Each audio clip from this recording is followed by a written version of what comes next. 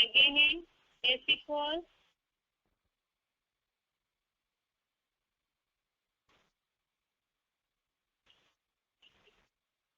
Basic course में कल हमने देखा है परमात्मा अजन्मा है, उसके लिए श्लोक देखा था। 10वें अध्याय का तीसरा और 10वें अध्याय का 12वां श्लोक, अध्याय 10 श्लोक नंबर 3, अध्याय 10 श्लोक नंबर 12, इसमें परमात्मा अजन्मा है। ये दोनों श्लोकों में शब्द आया हुआ है कि जो मुझ शिव बाबा को अजन्मा, अगर्भा, अनादि और त्रिलोक का महान शासक जानता है। और 12वें श्लोक में भी नीचे की लाइन में आया हुआ है, अगर्भ अजन्मा होने से आदि अनादि देव है।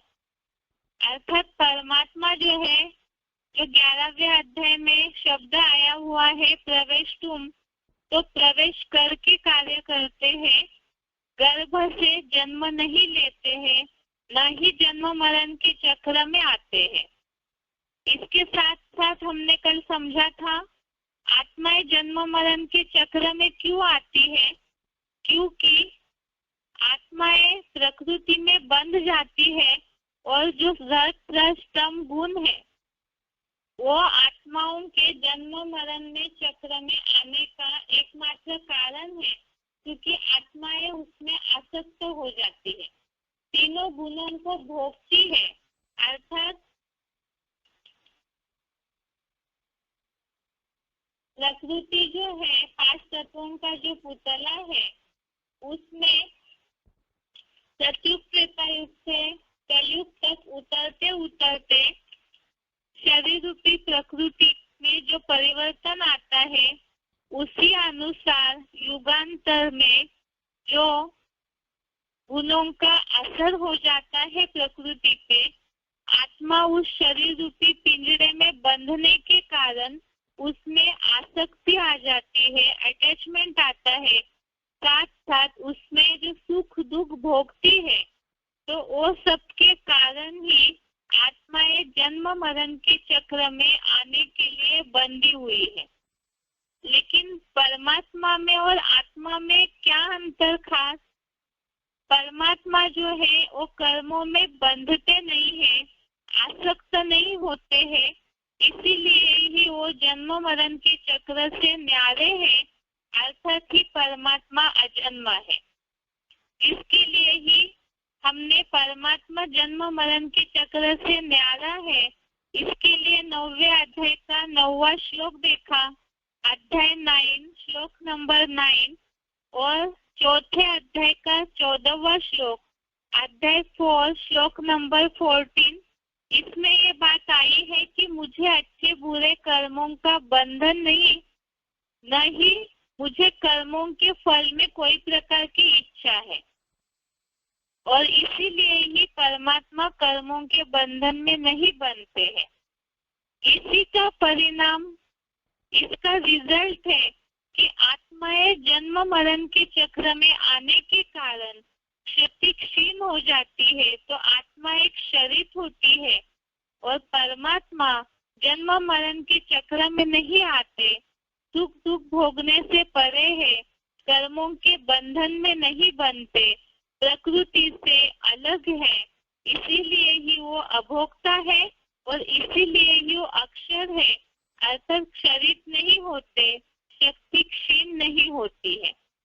इसके लिए हमने 15वें अध्याय का 16वां श्लोक देखा, अध्याय 15 श्लोक नंबर 16, इसमें ये बात आई हुई है कि संसार में सभी प्राणी भोक्ता अर्थात भोगने वाले हैं, सुख भोगते हैं, और परमात्मा एक अभोक्ता है। दो ही प्रकार की आत्माएं हैं। इसमें आगे परमात्मा जन्म मरण के चक्र में नहीं आते हैं, इसीलिए ही वो मनुष्यों के जन्मों को जान पाते हैं, और आत्माएं शुरू से ही लिंग से सुनिए कि आत्माएं जन्म मरण के चक्र में आती है, जन्म मरण के चक्र में आने के कारण उसका मूल कारण है प्रकृति के गुणों को भोगती है और इसीलिए जन्म मरण में कर्मों के बंधन में आती है और जन्म मरण में आने के कारण आत्माओं की शक्ति क्षीण हो जाती है। अर्थात ही आत्मा की शक्ति क्षीण होना अर्थात मन बुद्धि की जो क्षमता है वो कम हो जाती है और उसके कारण ही आत्मा अपने जन्मों को भूलती है। मनुष्य अपने जन्म मरण के चक्र में आने के कारण अपने जन्मों के बारे में कुछ जान नहीं पाते हैं, भूल जाते हैं।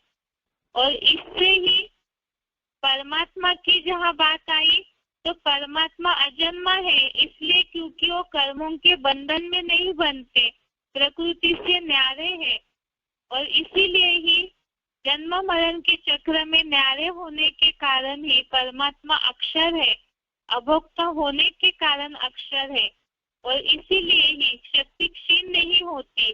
तो इसीलिए है परमात्मा अखूट ज्ञान का भंडार है, तो वो मनुष्यों के जन्मों को जान पाते हैं और इसी का रिजल्ट है कि परमात्मा त्रिकालदर्शी है और मनुष्य जिस वर्तमान जीवन में जीते हैं उसका भी पूरी बात याद नहीं रख पाते हैं, क्योंकि वो सुख दुख को भोगते भोगते आत्मा की शक्ति क्षीण हो जाती है। इसी के लिए ही मनुष्य अपने जन्मों को नहीं जान सकते। इसके लिए ही चौथे अध्याय का 5वां श्लोक देखिए, अध्याय 4 श्लोक नंबर 5। चौथे अध्याय का 5वां श्लोक, इसमें भगवान ने बताया है बहुनी में व्यतीतानि जन्मानि तव चार्जुन तानि अहम वेद सर्वाणि न त्वं वेत्थ परन्तप। श्लोक दोबारा, बहुनी में व्यतीतानि जन्मानि तव चार्जुन तानि अहम वेद सर्वाणि न त्वं वेत्थ परन्तप। अर्थात हे अर्जुन, मेरे और तेरे असंख्य जन्म बीते हैं, उन सब को मैं जानता हूँ, शत्रुतापक तू नहीं जानता है। यहाँ भगवान गीता ज्ञान तो अर्जुन को दे रहे हैं, लेकिन भगवान कोई पार्शलिटी तो करते नहीं है।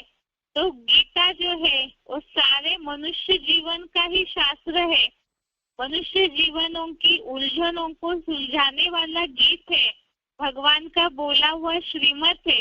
तो इसीलिए यहाँ अव्वल नंबर अर्जुन को संबोधित करके बाकी जो नंबरवार है उनके लिए भी ये बात है कि अर्जुन के लिए भगवान ने बोला मेरे और तेरे असंख्य जन्म बीते हैं, उन सब को मैं नहीं जानता, मैं जानता हूँ।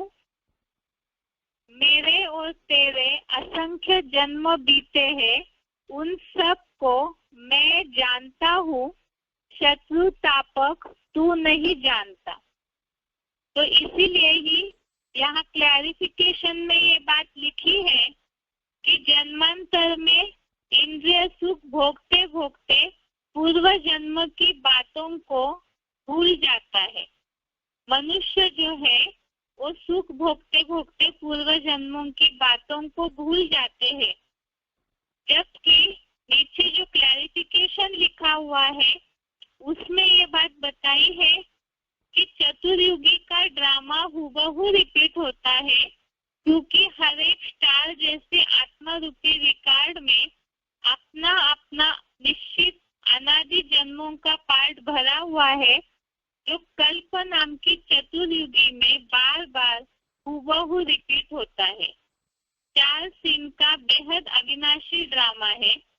तो इसमें हुबहू जो रिपीट होता है ड्रामा, उसमें जन्म भी रिपीट होते हैं, लेकिन मनुष्य जो है इंद्रिय सुखों को भोगते भोगते पूर्व जन्मों की बातों को भूल जाते हैं।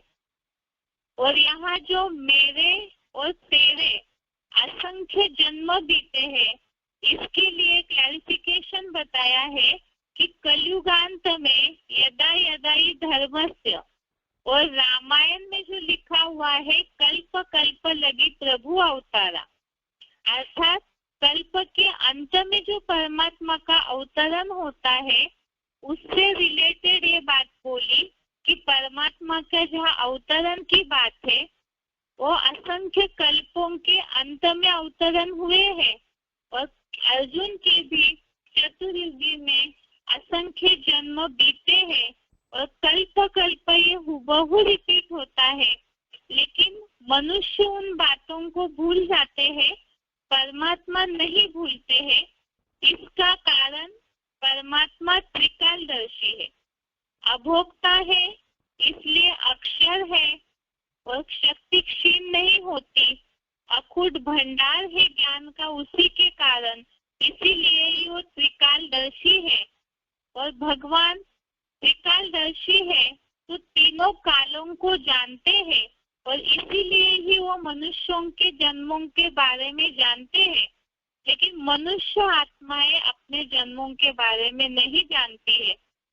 त्रिकालदर्शी पने का श्लोक हमने आत्मा के पाठ में भी देखा है, 7वें अध्याय का 26वां श्लोक, अध्याय 7 श्लोक नंबर 26। ये सारे श्लोक हम आत्मा के पाठ में देखे हैं, लेकिन यहाँ परमात्मा का वर्णन की बात है, परम धाम के बारे में समझना है, इसीलिए ही ये श्लोकों का रेफरेंस दोबारा लिया है। 7वें अध्याय का 26वां श्लोक है, वेदाहम सम्तितानि वर्तमानानि चार्जुन भविष्यानि च भूतानि माम तू वेद न कश्चन। श्लोक दोबारा देखिए, वेदाहम सम्तितानि वर्तमानानि चार्जुन भविष्यानि च भूतानि माम तू वेद न कश्चन। अर्थात हे अर्जुन, मैं संपूर्ण भूतकालीन और वर्तमान व भविष्यगत प्राणियों को बुद्धिमानों की बुद्धि होने से जानता हूँ, किंतु मुझे कोई नहीं जानता। अर्थात परमात्मा जो है वो बुद्धिमानों की बुद्धि है, त्रिनेत्री है, त्रिकालदर्शी है, तो इसीलिए वो तीनों कालों को जानते हैं, लेकिन मनुष्य तो भूल जाते हैं, इसीलिए ना वो अपने आप को जान पाते हैं ना परमात्मा को यथार्थ रीति से जान पाते हैं। ये बातें इसलिए समझना जरूरी है क्योंकि परम धाम में जहाँ परमात्मा को दिखाया हुआ है और साथ में आत्माओं का जो सेटिंग है, इसमें ये प्रश्न उठ सकता है जिज्ञासुओं को कि क्या इस तरह से आत्माएं यहाँ ही रहती है या इनका कुछ आना जाना चलता है। जो प्रश्न हमने शुरू में जिज्ञासुओं को पूछने के लिए बताए हैं, तो उस हिसाब से बहुत सारी बातें आती है जिसमें आत्मा और परमात्मा का डिफरेंस, अंतर यहाँ बताना जरूरी है। तो यहाँ ये बात क्लियर हो गई कि परमात्मा त्रिकालदर्शी है क्योंकि वो जन्म मरण के चक्र में नहीं आते हैं। अब आगे बात हमारी चल रही थी जिज्ञासुओं को समझाने के लिए परम धाम के लिए, कि परम धाम जो मूल वतन है, साइलेंस वर्ल्ड है, इसके बारे में अलग अलग धर्म वाले भी इस बात को जानते हैं। जैसे मुस्लिम लोग अर्श कहते हैं, अंग्रेज लोग सोल वर्ल्ड कहते हैं और हिंदुओं में तो भक्ति मार्गीय लोग ब्रह्मांड, ब्रह्म महातत्व कहते हैं, पार निर्वाण चला गया ऐसे कहते हैं। तो उस परम धाम के बारे में अभी हमें समझना है और विस्तार से कि परम धाम का जो चित्र दिखाया हुआ है 3 लोक के चित्र में, उसमें ध्यान से देखिए। वैसे तो एडवांस में चलने वाले जिज्ञासुओं को ये बात पता होती है, लेकिन जो नए जिज्ञासु है, हो सकता है सभी को, गीता तो सभी पढ़ते हैं, लेकिन ऐसा जो चित्र है वो कहीं भी दिखता नहीं है। इसीलिए ही इस चित्र के बारे में समझना है कि ऊपर जो आत्माओं का सेटिंग दिखाया हुआ है परम धाम का, उसे देखिए। और उसी के साथ साथ नीचे भी उल्टा जो कल्प वृक्ष दिखाया हुआ है, उसका जो आकार है उसी रूप में मिलता जुलता दिखाया हुआ है।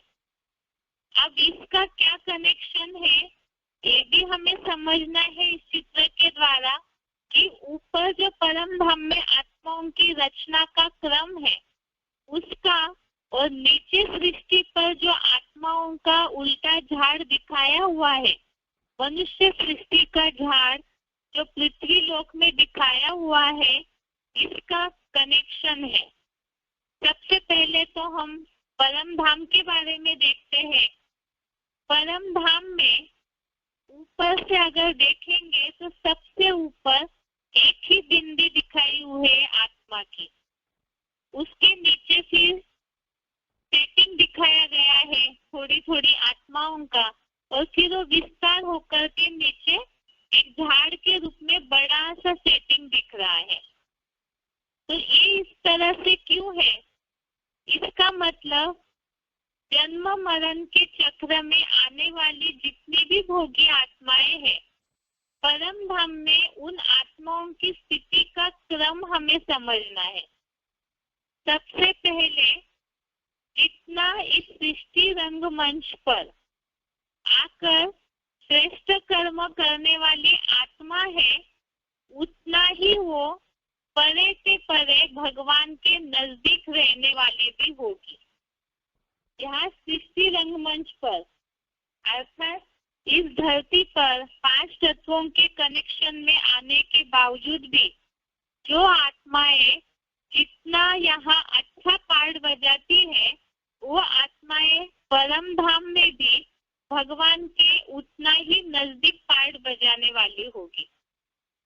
और जितना ही यहाँ निकृष्ट अर्थात नीचे दर्जा का आसुरी योनियों का कर्म करने वाली पार्ट बजाने वाली मनुष्य आत्माएं होगी, वह उतना ही नीचे की ओर होगी और उनकी संख्या जास्ती होते जाती है। और इसके साथ साथ जितनी आत्मा सूक्ष्म होगी उतनी ही पावरफुल होगी और उतना ही वो पृथ्वी से दूर जा सकेगी, अर्थात 5 तत्वों के आकर्षण से उतनी ही परे हो जाएगी। और जितना आत्मा स्थूल होगी, देहभान वाली होगी, प्रकृति से अटैच वाली होगी, उतना ही वो पृथ्वी के 5 तत्वों के नजदीक रहेगी। इसे एक बार और अच्छी तरह से समझते हैं। जैसे परम धाम में जो सेटिंग दिखाया है, जिन्होंने भी ऑडियो नंबर 54 सुना होगा, बहुत पुराना ऑडियो है, उसमें बहुत अच्छे से शिव बाबा ने इस बात को परम धाम की सेटिंग को क्लियर किया हुआ है कि परम धाम जो है वो जैसे पृथ्वी गोल है, तो उसके आसपास जो परिधि है उतना ही परिधि में दूर में उतना ऊंचाई में परम धाम फैला हुआ है। और उसमें खास बात यह है कि जितनी ही आत्माएं सूक्ष्म स्टेज वाली आत्मिक स्थिति वाली होगी, बिल्कुल बिंदु रूप स्टेज वाली होगी, अर्थात यहाँ पुरुषार्थी जीवन में संगम युग में जो आत्माएं जितना ज्यादा निसंकल्पी स्टेज का पुरुषार्थ करते हैं, या तो कर्मों में भी देहभान से परे रह करके कर्म करते हैं, तो वो आत्माएं उतना ही जल्दी परम धाम में परमात्मा के नजदीक पहुंचेंगी। और जितना ही देहभान ज्यादा होगा तो उतना ही वो आत्माएं नीचे नीचे की ओर होगी। अब यहाँ सिर्फ पुरुषार्थी आत्माओं की ही बात नहीं, बल्कि सारी मनुष्य सृष्टि का ही झाड़ ऊपर परम धाम में आत्माओं के झाड़ के रूप में है, तो वो सभी के लिए ही ये बात है। साथ में ही जो बताया दिशाएं जो है वो इस लोक की बात है, धूल वतन की साकार लोक की बात है, जहाँ 5 तत्वों का कनेक्शन है। लेकिन परम धाम जो इस भौतिक दुनिया से बहुत परे है, तो वहाँ पर दिशा की कोई बात नहीं है। समझने के हिसाब से यहाँ शिव बाबा ने ये बात बताई है अच्छे से कि जितना ही पृथ्वी का गोल उतना दूर दूर में, परिधि में, उतना ऊंचाई में आत्माओं का अपना सेटिंग रहता है। और साथ में ही जो आत्मा जितनी ज्यादा सूक्ष्म स्टेज वाली, परे रहने वाली होगी, मन बुद्धि की एकाग्रता वाली होगी, देह भान से न्यारी होगी, तो उतना ही वो ऊंचाई में परम धाम में परमात्मा के नजदीक रहेगी। और उसी आधार से वो उससे नीचे, अर्थात जितना ऊंचाई में रहेगी, तो उससे नीचे जितने भी आत्माओं का परिधि में घेराव होगा, तो उन सब के ऊपर कंट्रोलर बन के रहेगी। जैसे परमात्मा, सुप्रीम सोल, ईश्वर, इनको परम धाम की सेटिंग में सबसे ऊपर दिखाया हुआ है और उससे नीचे सारी आत्माओं को दिखाया हुआ है। ऐसे ही परमात्मा या ईश्वर की जो बिंदी है, सुप्रीम सोल, उससे नीचे कुछ आत्माओं को दिखाया है। अर्थात वो आत्माएं अपने से जो नीचे आत्माएं होगी उन पे कंट्रोल करेगी। लेकिन यहाँ बात इस सृष्टि के अनुसार नहीं लेनी है कि जैसे इस सृष्टि पर ऑर्डर के अनुसार कंट्रोल किया जाता है, वाचा के आधार पे कंट्रोल किया जाता है। तो परम धाम में तो ये सब भौतिक चीजों की देहभान के आधार से कंट्रोल करने की कोई बात नहीं आती है। यहाँ आत्मा जितनी सूक्ष्म स्टेज वाली होगी उतनी पावरफुल होगी। परम धाम से, परमात्मा से जितनी ज्यादा योग की शक्ति भरी हुई होगी, तो उसी आधार से वो परमात्मा के नजदीक रहने के कारण ऑटोमेटिकली ही और आत्माएं नंबरवार उनके कंट्रोल में आ जाएगी। कंट्रोल में आना अर्थात यह देहभान के आधार से नहीं, यहाँ बात रिगार्ड की है या तो अपने आप ही उनसे कम शक्ति है, ये बात अपने आप ही आत्माओं को महसूस होगी। जैसे कि परमात्मा के लिए सब जानते हैं ईश्वर से शक्तिशाली कोई भी नहीं है, इसी तरह से यहाँ परमात्मा जो ऊंची स्टेज में दिखाए हुए हैं और मनुष्य आत्माएं नंबरवार नीचे है, तो सृष्टि पर जितनी भी मनुष्य आत्माएं हैं, कितनी भी बुद्धिशाली हो, लेकिन ईश्वर के आगे सब जानते हैं कि हमारी शक्ति कम है। तो इसी तरह से नंबरवार जैसे जैसे आत्माएं आत्मिक स्टेज में टिकती जाएगी, तो वैसे वैसे ही आत्माएं अपने आप ही इस बात को महसूस करते जाएंगे। साथ में ही बहुत से जिज्ञासुओं को हो सकता है ये प्रश्न भी निर्माण हो, ये तो मनुष्यों की बात हो गई कि जितना जो सूक्ष्म स्टेज वाले होंगे वो परम धाम में परमात्मा के उतने नजदीक रहेंगे, और जितना ही जो देहभान वाले या प्रकृति से अटैच वाला पार्ट बजाने वाले या तो नीचे कर्म करने वाले, निकृष्ट कर्म करने वाली आसुरी योनि वाली आत्माएं होगी, वो उतना ही नीचे नीचे होगी। ये तो मनुष्य आत्माओं के कर्मों के हिसाब से सेटिंग हो गया। अब बाकी जो है पशु पक्षी है, कीड़े मकोड़े है, पेड़ पौधे हैं जिनमें आत्माएं हैं, तो जिनमें भी चैतन्यता है, जिनमें आत्मा है, तो उन सबका भी परम धाम में सेटिंग कैसे होगा? मनुष्य आत्माओं के बाद जैसे जैसे जिनमें चैतन्यता नंबरवार होगी, कीड़े मकोड़ों में, जानवर, पशु पंछी, उसके बाद पेड़ पौधे, तो जिनमें नंबरवार जैसी जैसी चैतन्यता कम कम होती जाती है, तो वैसे वैसे वो आत्माएं पृथ्वी के 5 तत्वों के उतना नजदीक ही परम धाम में रहेगी। और जितनी जो आत्माएं सूक्ष्म स्टेज वाली होगी, तो उतनी ही वो ज्यादा परम धाम में ऊंची स्टेज में परमात्मा के नजदीक रहने वाली होगी।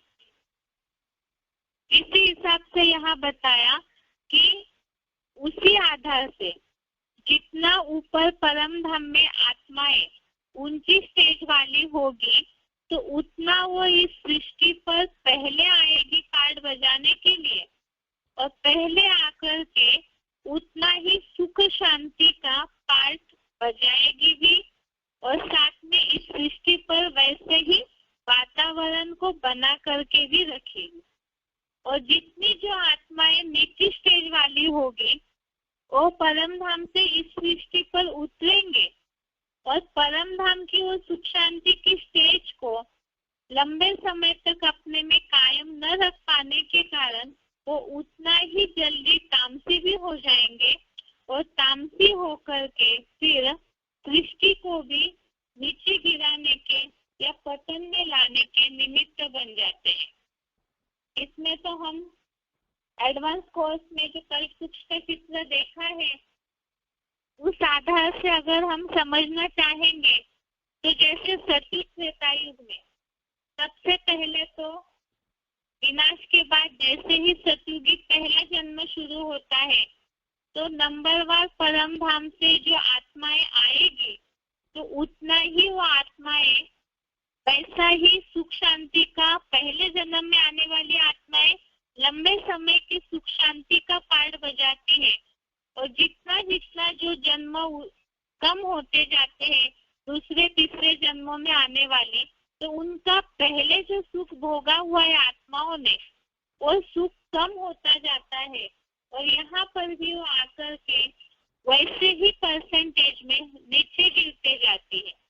ऐसे ही नंबर व युग युगांतर अर्थात त्रेता युग में जो आने वाले हैं और जल्दी नीचे गिरेंगे, द्वापर युग और कलयुग में आने वाली आत्माएं उतना ही नीचे गिरते जाएगी। बहुत सी जिज्ञासुओं को प्रश्न उठ सकता है कि अभी ये सृष्टि में जब परमात्मा इस सृष्टि पर आए हुए हैं ऐसे बताया जा रहा है तो फिर भी इस सृष्टि में तामसीपना क्यों है? तो इसका यही कारण है कि पूरी सृष्टि में जब तक अज्ञान अंधकार न फैले तब तक आत्माओं का ऊपर जाना होगा भी नहीं, क्योंकि सभी को ही ऊपर से परम धाम से जो भी और आत्माएं बची हुई है, जब सारी आत्माओं से परम धाम खाली हो जाएगा तभी सब ऊपर जाएंगे, और इसीलिए ही वो आत्माएं जितना नीचे उतरती जाएगी तो उतना ही इस सृष्टि को तामसी बनाते जाएंगे। जो पहले सृष्टि पर उतरे हुए हैं उनकी भी शक्ति कम हुई है, और जो बाद में उतरते जाते हैं उनकी भी शक्ति जल्दी कम हो जाती है।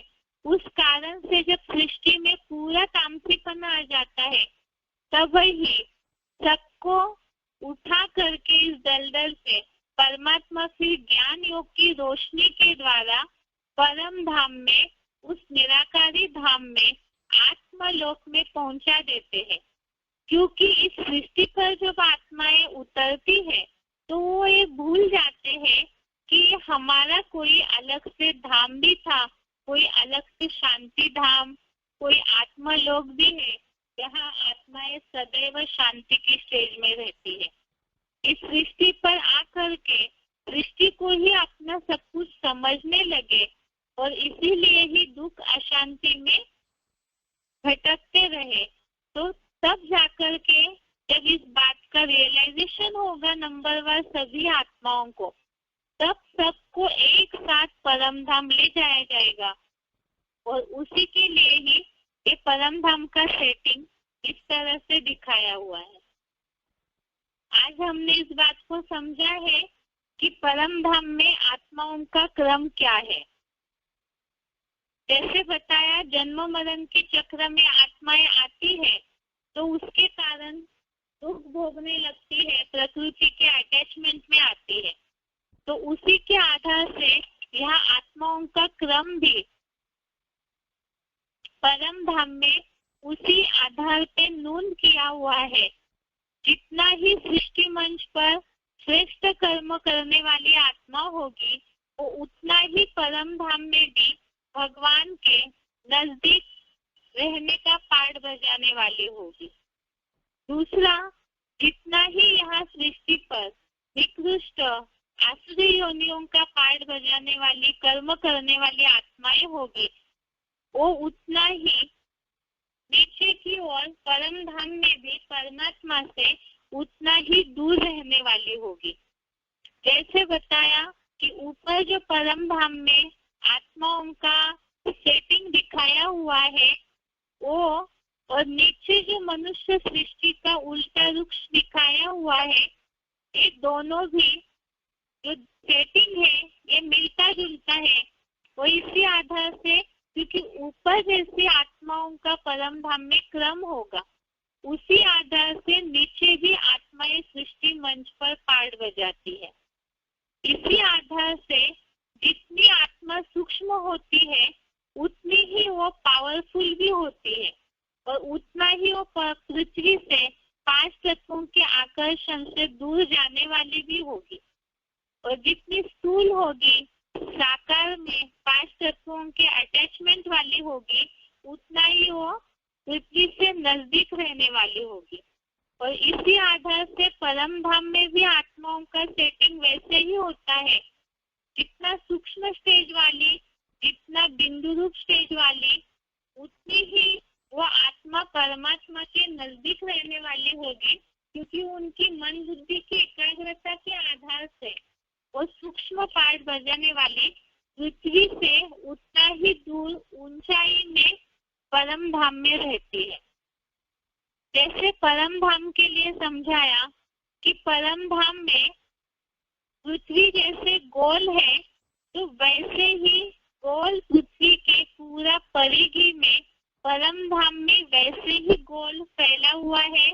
और साथ में ही इसमें बताया, जैसे पृथ्वी में 5 तत्वों के कारण दिशाएं होती है, तो परम धाम में दिशाओं की बात नहीं है, क्योंकि वहाँ 5 तत्वों का कोई कनेक्शन नहीं होता है। समझने के हिसाब से है ये बात कि जितना ही आत्मा यहाँ परे से परे पाठ बजाने वाली होगी, उतना ही वो परम धाम में ऊंचाई में होगी, और उतना ही वो अपने नीचे जो परिधि में आने वाली आत्माएं हैं उन पर कंट्रोल करने वाली होगी। जैसे यहाँ परम धाम में जो सेटिंग दिखाया है, परमात्मा सुप्रीम सोल को सबसे ऊपर दिखाया है, उससे नीचे जो भी आत्माएं हैं तो सबके ऊपर परमात्मा का कंट्रोल रहेगा। इसी तरह से नंबरवार जो आत्माएं परम धाम में ऊंचाई में होगी, तो उससे नीचे जो आत्माएं हैं उन सब पे उनका कंट्रोल रहता है। ये तो हो गई मनुष्यों की, मनुष्य आत्माओं की बात। अब हो सकता है जिज्ञासुओं को ये प्रश्न निर्माण हो कि जो कीटक, पशु, पंछी, पेड़ पौधे जिनमें भी चैतन्यता है, उनमें भी तो आत्माएं हैं। और इसी से ये भी कनेक्शन है कि मनुष्यों का प्रभाव ही ये जो जीव जंतु, पशु पंछी है, इनके ऊपर होता है। इसी आधार से ही परम धाम में मनुष्य आत्माओं की सूक्ष्म स्टेज जितनी ज्यादा, उतनी परम धाम में परमात्मा के नजदीक, और जितना ही निकृष्ट आत्माएं उतना वो नीचे पाठ बजाने वाली, जो आत्माओं का झाड़ भी नीचे की ओर विस्तार वाला दिखाया है, अर्थात श्रेष्ठ आत्माओं की संख्या कम और निकृष्ट पाठ बजाने वाले आत्माओं की संख्या ज्यादा होती है। और मनुष्य आत्माओं के बाद कि पशु, पंछी, कीटक, मकोड़े जो भी है, जिनमें जैसी जैसी नंबरवार चैतन्यता कम कम होती जाती है, तो उतनी ही वो आत्माएं पृथ्वी से परम धाम में नजदीक रहने वाली होगी। और इसी आधार से जो आत्माएं जितनी ऊंची स्टेज वाली, आत्मिक स्थिति वाली होगी, वो सृष्टि पर पहले आती है, और जितना ही नीची स्टेज वाली होगी वो उतना लास्ट में आकर के फिर थोड़े समय ही सुख शांति का पाठ बजा के तुरंत तामसी पाठ बजाने वाली होती है। और इसीलिए ही सृष्टि पर कलयुगांत में से हालत हो जाती है, जनसंख्या भी बढ़ने लगती है और साथ साथ जो आत्माएं जितना देरी से उतरेगी, थोड़ा सा अपना पार्ट बजा के सुख का, फिर तुरंत तो तामसी भी होने लगती है। इस तरह से ये परम धाम में आत्माओं का क्रम हमने समझा है। कल हम देखेंगे कि ऊपर जो परम धाम में आत्माओं का झाड़ है और नीचे जो सृष्टि वृक्ष मनुष्यों का दिखाया है, इसका कोई कनेक्शन है क्या, जिसके बारे में गीता में भी श्लोक आया हुआ है, ऊर्ध्व मूलम अधः शाखम, उसका क्या राज है, इसे हम कल समझते हैं। आज के लिए यहाँ तक ही। ओम शांति।